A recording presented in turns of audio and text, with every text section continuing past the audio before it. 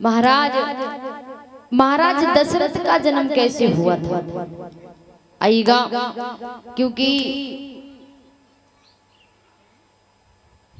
इधर रघु के पुत्र हुए हैं महाराज अज, और महाराज अज के पुत्र हुए हैं ये दशरथ।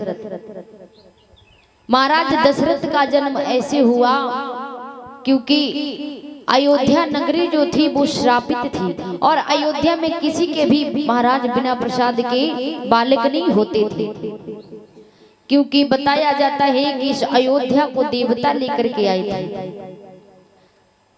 इधर और जो ये अयोध्या जो थी ये श्रापित थी।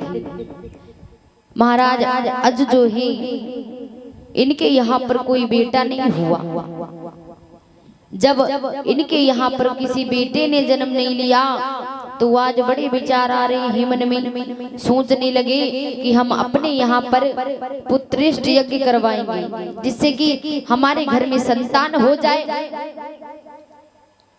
तो पुत्रेष्ट यज्ञ करवाने के लिए महाराज अज ने गुरु वशिष्ठ जी को बुलवाया, अपने कुल गुरु वशिष्ठ जी को। जब अब गुरु को वशिष्ठ जी को बुलवाया है, और बुलवाने के बाद में जवाब दिया कि गुरुदेव हम अपने यहाँ पर पुत्रेष्ट यज्ञ करवाना चाहते हैं जिससे कि हमारे घर में एक बालक का जन्म हो जाए। तो उसी समय आज वशिष्ठ जी कहने लगे ठीक है, तो आज यज्ञ की तैयारियां हुई हैं और यज्ञ हुआ है। जब यज्ञ हुआ तो यज्ञ संपूर्ण होने के बाद में आज महाराज आज कहने लगे कि गुरुदेव अब आप हमसे गुरु दक्षिणा मांग लो। तो गुरु वशिष्ठ जी कहने लगे कि हम गुरु दक्षिणा मांग तो ले, लेकिन हमें आपने अगर अपने जीवन में अपनी मेहनत से कुछ कमाया है बस वही आप हमको दे दो। तो महाराज आज सोचने लगे कि हमने तो आज तक अपनी मेहनत से कुछ कमाया ही नहीं, क्योंकि महाराज राजा के बेटा थे, उन्हें काम करने की क्या जरूरत। तो आज जवाब दिया कि गुरुदेव मैंने अपने जीवन में अपनी मेहनत से 1 रुपया भी नहीं कमाया।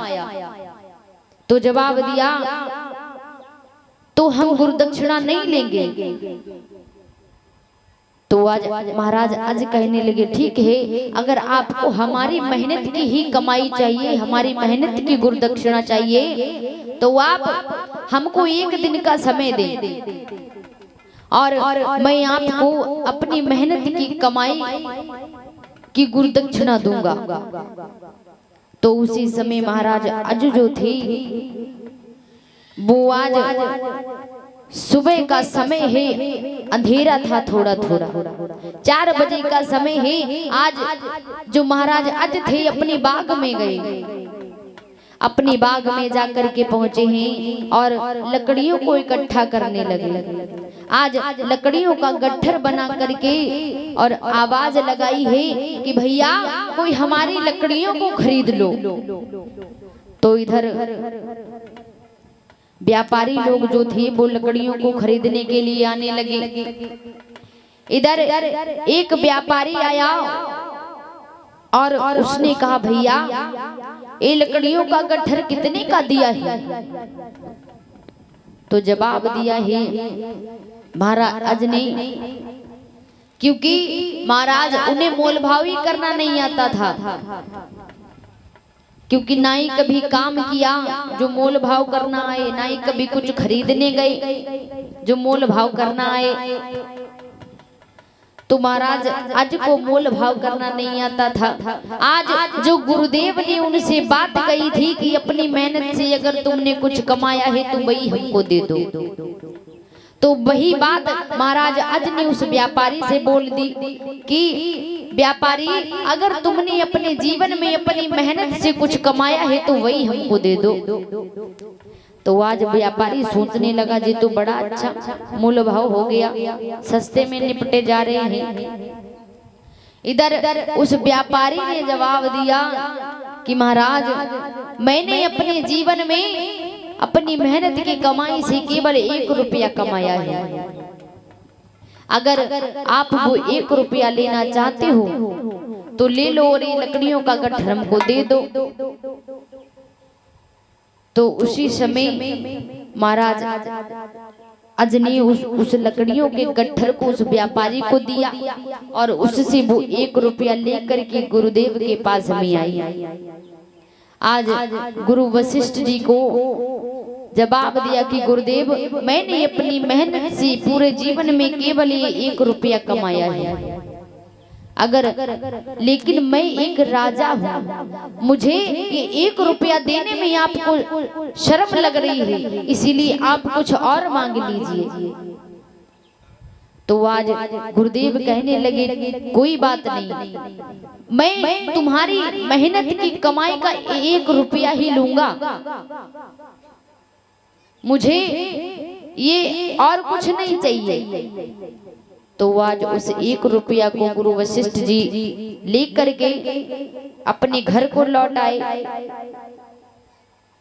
इधर अपने घर को लौट रही ही तो गुरु वशिष्ठ जी की पत्नी जो थी अरुंधति आज विचार कर रही है कि आज हमारे पति देव तो एक राजा के यहाँ यज्ञ करने गए हैं, कुछ बड़ी गुरुदक्षिणा मिली होगी, सोना चांदी धेनु धन कुछ ज्यादा मिला होगा, तो बड़ी खुश हो रही है। इधर गुरु वशिष्ठ जी ये बाबा अपनी कुटिया में आए तो आज अरुंधति कहने लगी, स्वामी आप आज एक राजा के यहाँ पर यज्ञ करके आई है, आपको गुरुदक्षिणा तो बहुत मिली होगी।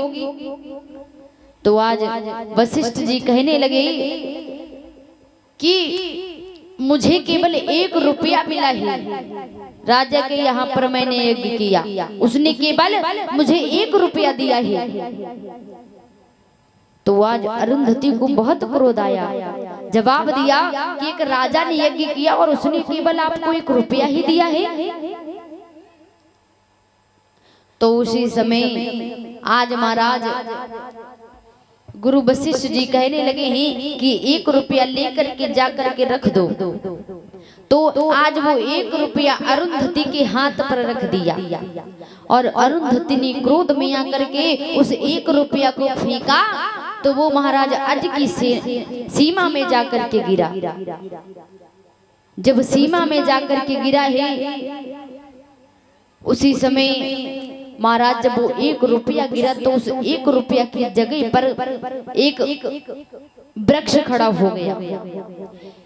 वहां पर एक वृक्ष उगा। जब वृक्ष उगा है तो महाराज अजनी इधर अपने बाग में जब गई हैं तो उस वृक्ष को कटवाया है। उस वृक्ष को जब कटवाया तो उस वृक्ष की जड़ में कुल्हाड़ी जो थी वो अटक गई। जब वो अटक गई है तो सोचने लगे कि ये क्यों अटक गई, हमें लग रहा है यहाँ पर कुछ है। तो आज महाराज उस जड़ को निकाला तो एक सोने का रथ निकला, एक सोने का रथ निकला।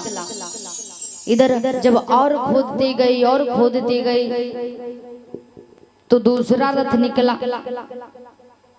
इसी तरीके से जब खोदा है तो महाराज धीरे धीरे 9 सोने के रथ निकले।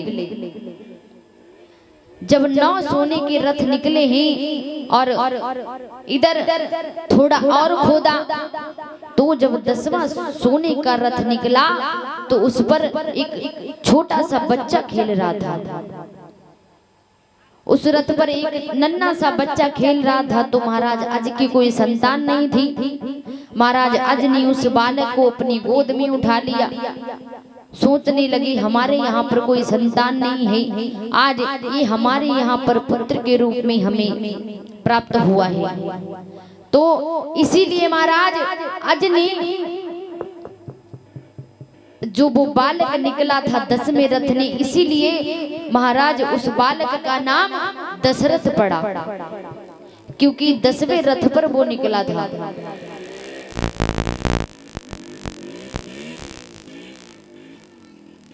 बोली गोविंद भगवान की। महाराज इधर इसीलिए महाराज दशरथ का नाम दशरथ पड़ा। और धीरे धीरे इधर महाराज दशरथ बड़े हुए हैं तो महाराज दशरथ का विवाह हुआ।